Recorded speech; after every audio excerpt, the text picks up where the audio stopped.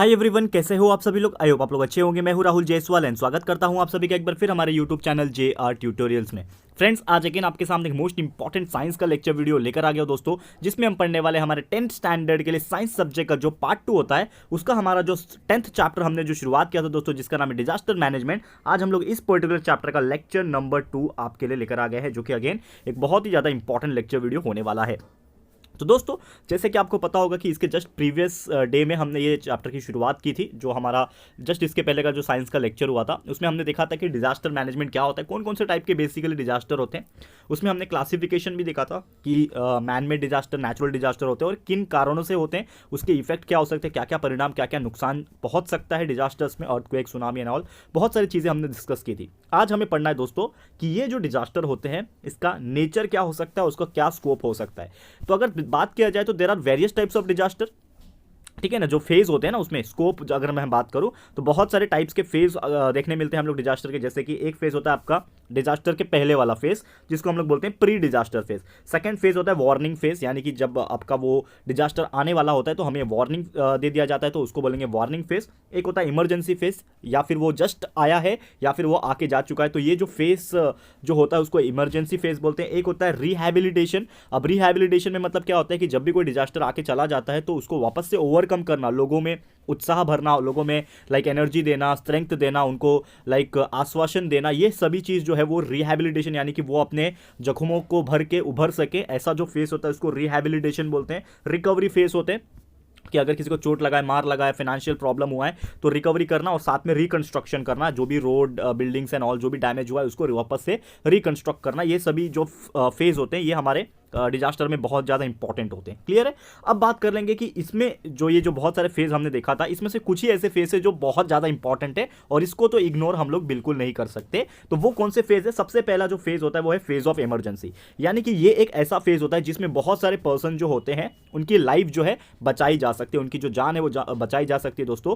कि अगर जो ऐसे लोग होते हैं जिनको यहाँ पे चोट नहीं आई हुई है, जो लोग सर्वाइव कर पाए हैं, लेकिन जो लोग यहाँ पे फंसे हुए हैं, जो लोग की मदद की जरूरत है, जिन लोगों को, उन लोगों को अगर सही समय पे मदद दिया जाए तो उनकी लाइफ जो है वो बचाई जा सकती है by taking the emergency action when needed. ठीक है, तो जब भी जरूरत पड़ेगी तो हम, जैसे फॉर एग्जांपल एक बिल्डिंग में रहते हैं, अर्थक्वेक आया तो पूरा बिल्डिंग कोलैप्स हो गया, फॉर एग्जांपल बता रहा हूँ, तो वो बिल्डिंग में अगर फॉर एग्जांपल 5 लोग भी सर्वाइव कर पाए और उनको कुछ हुआ नहीं है और बाकी के जो लोग हैं वो फंसे हुए हैं, मलबे के नीचे दबे हुए हैं, तो ये आप लोग की भी रिस्पॉन्सिबिलिटी है so that you can help those people, and उनकी मदद आप करोगे तो डेफिनेटली उनकी जान भी बच सकती है। तो ये जो चीज़ मैंने बोला, यही चीज़ को हम लोग क्या बोलते हैं? Emergency face. कुछ एक्शंस ऐसे होती है जैसे कि आपको सर्च करना पड़ता है, कुछ चीज़ों को मतलब ढूंढना पड़ता है, ठीक है ना। फिर आपको सर्च एंड रेस्क्यू ऑपरेशंस करने पड़ते हैं, मेडिकल असिस्टेंस देना पड़ता है, फर्स्ट एड प्रोवाइड करना पड़ता है, अगर किसी को चोट लगी है तो आपको मलहम पट्टी करनी पड़ती है। कम्युनिकेशन अगर टूट चुका है, यानी कि जो लैंडलाइंस के नंबर्स होते हैं, तो वो कम्युनिकेशन सर्विस को रिस्टोर करने की जरूरत होती है। तो ये जितनी चीज़ें हमने बात की दोस्तों, ये सभी जो चीज़ें होती है ये हमारे इमरजेंसी के फेस में आ जाती है।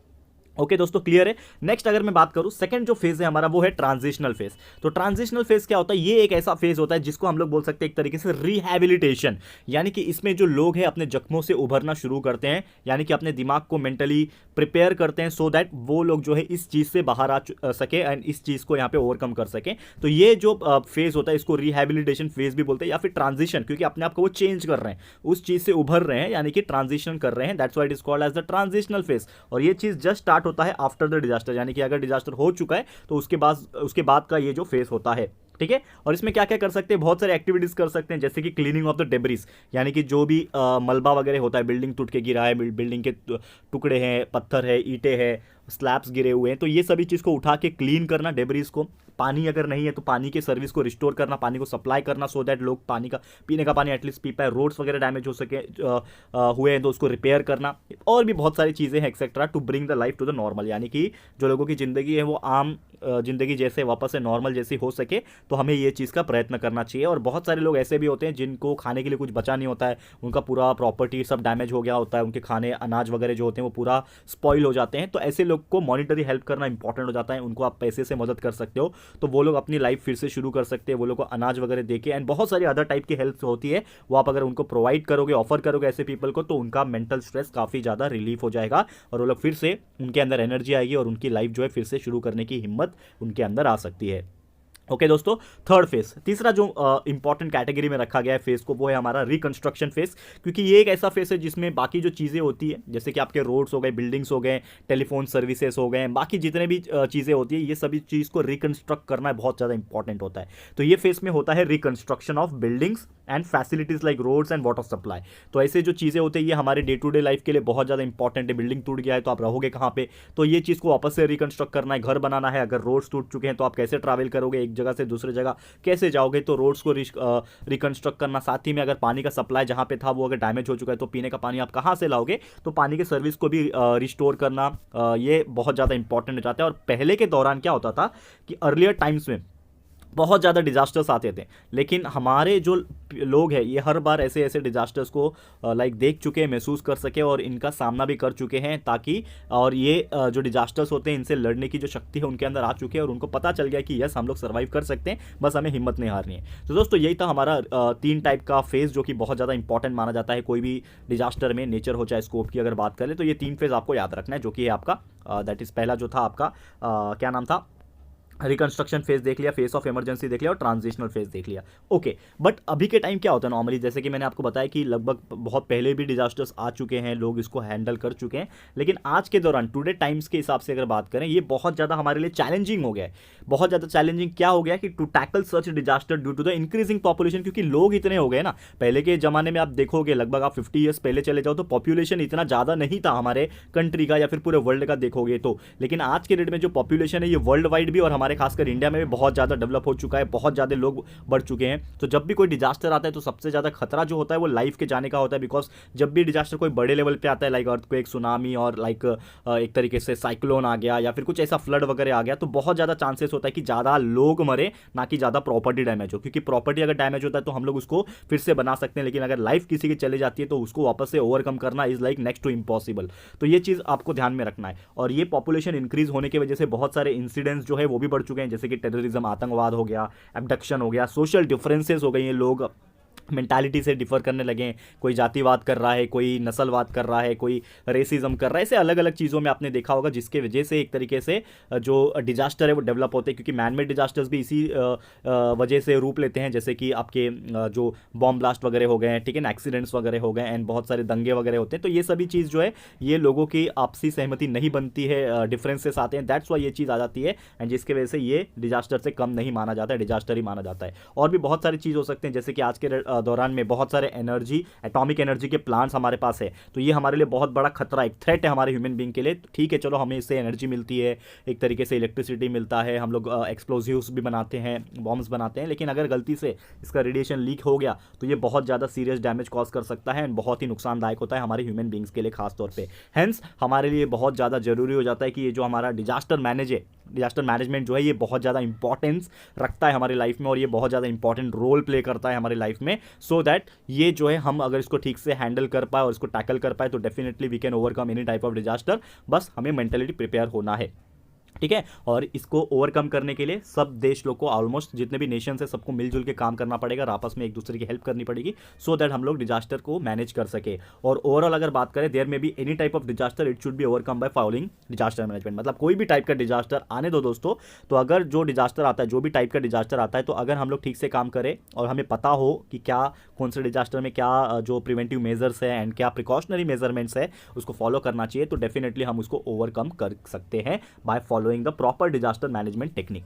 क्लियर दोस्तों, तो उम्मीद करता हूं कि ये चीज आपको समझ में आ गया होगा। अब क्या होता है डिजास्टर मैनेजमेंट? तो disaster management is nothing but ये एक ऐसा मैनेजमेंट होता है जिसमें अगर कोई भी तरीके का डिजास्टर आए तो हमें उसके पहले क्या करना चाहिए, उसके बाद क्या करना चाहिए, ये बहुत सारी चीजें हमें नोटिस करनी होती है। तो डिजास्टर जो होते हैं वो या तो माइनर आ सकते हैं, यानी कि छोटे लेवल पे आ सकते हैं, या फिर मेजर आ सकते हैं, बड़े लेवल पे आ सकते हैं। छोटे समय के लिए, शॉर्ट टाइम के लिए आ सकते हैं, या फिर लंबे समय, लॉन्ग टाइम के लिए आ सकते हैं।